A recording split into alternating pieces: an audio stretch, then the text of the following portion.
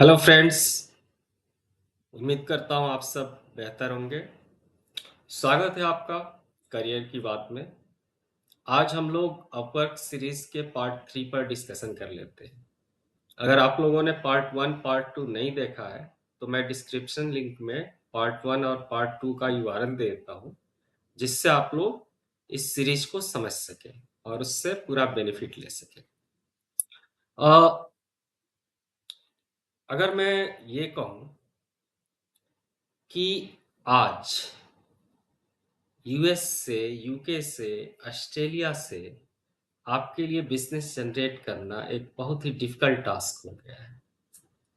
मैं पीपीएच की बात नहीं करूंगा, मैं फाइवर की बात नहीं करूंगा, मैं फ्रीलांसर की अभी बात नहीं करूंगा, क्योंकि ये तीन जो प्लेटफॉर्म है वो अभी उनके लिए वर्केबल है जो उस पर बहुत पहले से काम कर रहे हैं। अगर आप नए तरीके से उस पर काम करने की कोशिश कर रहे हो तो आपके लिए बहुत ही चैलेंजिंग है। मैं हमेशा स्टार्टअप, मिड लेवल ऑर्गेनाइजेशन की अभी बात कर रहा हूँ, और मैंने कहा है कि आने वाले टाइम में मैं उन ऑर्गेनाइजेशन के बारे में भी बात करूंगा, जैसे कि टीसीएस हो गया, आईबीएम हो गया, सीएससी हो गया, एचसीएल हो गया। ये कंपनीज अपना बिजनेस डेवलपमेंट कैसे करती है, गवर्नमेंट टेंडरिंग कैसे करती है, इंटरनेशनल गवर्नमेंट टेंडरिंग कैसे करती है। तो इन सब चीज़ों पर भी हम लोग बात करेंगे, लेकिन फिलहाल हम लोग बेसिक्स को समझ लें कि जो स्टार्टअप ऑर्गेनाइजेशन है, जो मिड टर्म ऑर्गेनाइजेशन है, जिनके लिए बहुत सारे जॉब्स आ रहे हैं, उनको बिजनेस डेवलपमेंट के लिए यंग ब्लड चाहिए, एक्सपीरियंस लोग चाहिए, क्योंकि एक आर्टिफिशियल इंटेलिजेंस की वजह से प्रोग्रामिंग के फील्ड में काइंड ऑफ रिसेशन चल रहा है। बहुत सारे सॉफ्टवेयर प्रोग्रामर्स की जॉब जा रही है, क्योंकि हम आर्टिफिशियल इंटेलिजेंस को यूज करके जितना काम 10 प्रोग्रामर एक दिन में कर सकते थे, उतना काम हम एक दिन में एक अच्छे इंजीनियर और एक अच्छे प्रॉम्प्ट इंजीनियरिंग के थ्रू कर सकते हैं। लेकिन जब काम प्रोडक्शन हमारा बढ़ जाएगा तो उसके रेशियो में ही हमारे पास बिजनेस भी होना चाहिए। तो बिजनेस लाएगा कौन? उसके लिए बिजनेस डेवलपमेंट के प्रैक्टिशनर्स चाहिए। तो क्या हमारे पास उतने प्रैक्टिशनर्स हैं? हर स्टार्टअप को प्रैक्टिशनर्स चाहिए, हर मिड लेवल ऑर्गेनाइजेशन को, या चाहे वो टॉप लेवल ऑर्गेनाइजेशन ही क्यों ना हो, माइक्रोसॉफ्ट ही क्यों ना हो, इन्फोसिस ही क्यों ना हो, विप्रो ही क्यों ना हो, कोई भी ऑर्गेनाइजेशन, सबको ही बिजनेस डेवलपमेंट के लोग चाहिए।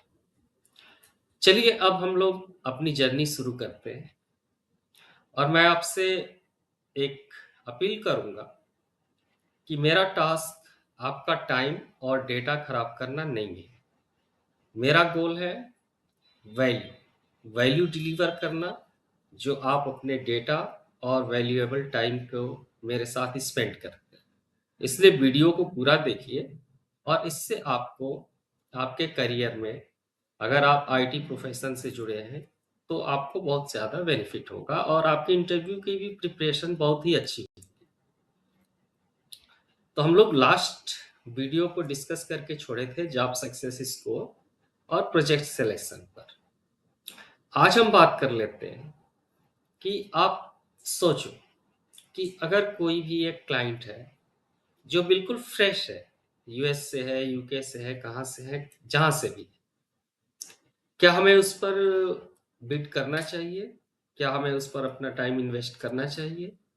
मेरा आंसर है, अगर उसका पेमेंट मेथड वेरीफाइड है, अगर उसका फ़ोन नंबर वेरीफाइड है, अगर उसके कंटेंट, एक साइकोलॉजी होती है कंटेंट को भी समझने की, आप उसको समझो।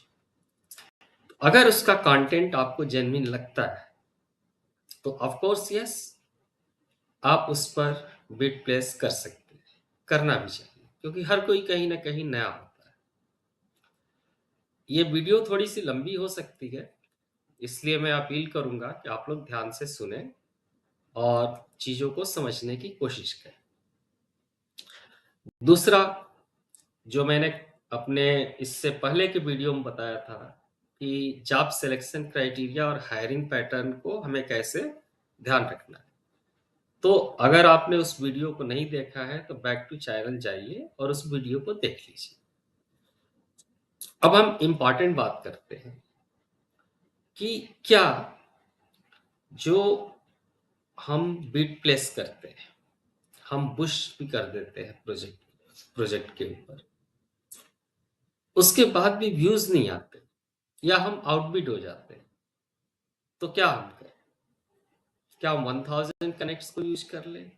नहीं, हम ऐसा नहीं कर सकते, क्योंकि इससे बिल्कुल बजट जो होता है कंपनी का, उस पर बहुत ही बैड इम्पैक्ट पड़े। तो इसके लिए है रियल टाइम बिडिंग करना। रियल टाइम बिडिंग का मतलब प्रोजेक्ट पब्लिश हुआ, सेम टाइम अगर आपको लगता है कि बूस्टर बिडिंग करनी है, उसमें कम कनेक्ट्स खर्च आएंगे, 30, 40, 50 मैक्सिमम, आप बूस्ट कर लो। हो सकता है आपको रिस्पॉन्सेस मिल जाए, नहीं भी मिलेगा। अगर क्लाइंट उसको सर्च करता है, फिल्टर करता है, एक एक बिट को रिव्यू करता है, तो चांसेस है कि वो आपको रिस्पॉन्स करेगा ही करेगा। दूसरी इंपॉर्टेंट बात आपको मैं बता देना चाहता हूँ कि अगर आप बिल्कुल फ्रेशर हैं और आपने अपवर्क पर नया नया काम करना स्टार्ट किया है, तो एक गलती आप कभी मत करना, कोई भी कम्युनिकेशन डिटेल अपने प्रपोजल के साथ किसी भी फॉर्मेट में कभी शेयर मत करना, नहीं तो अपवर्क आपको बैन कर देगा, फिर आप अपवर्क पर काम नहीं कर पाओगे। कई इस तरह के लोगों की गलतियों की वजह से अच्छी एजेंसीज जो कि वेल स्टेब्लिश थी, 5 मिलियन 10 मिलियन जिनकी अर्निंग थी, उनको भी अपवर्क ने बैन कर दिया, क्योंकि वो अपनी पॉलिसीज को लेकर के बहुत ही स्ट्रिक्ट है। तो इसलिए पॉलिसीज को समझना बहुत जरूरी है। दूसरा, मैं इस वीडियो में टॉपिक कवर करना चाहता हूँ कि गुरु क्या वो किसी ऑर्गेनाइजेशन के लिए बेहतर प्लेटफॉर्म है? मेरा आंसर है आज के डेट में नहीं है, इरिलीवेंट हो चुका है। क्या फ्रीलांसर है? आंसर है नहीं। अगर आप नया स्टार्टअप कर रहे हो तो आपके लिए नहीं है। क्या पीपीएच है? अगर आप एक स्टार्टअप ऑर्गेनाइजेशन हो तो मेरा आंसर है नहीं है। ये सिर्फ और सिर्फ फ्रीलांसर्स के लिए है जो अपना एक इंडिविजुअल घर में बैठ करके और फ्रीलांसिंग करना चाहते हैं, उन लोगों के लिए ये प्लेटफॉर्म है।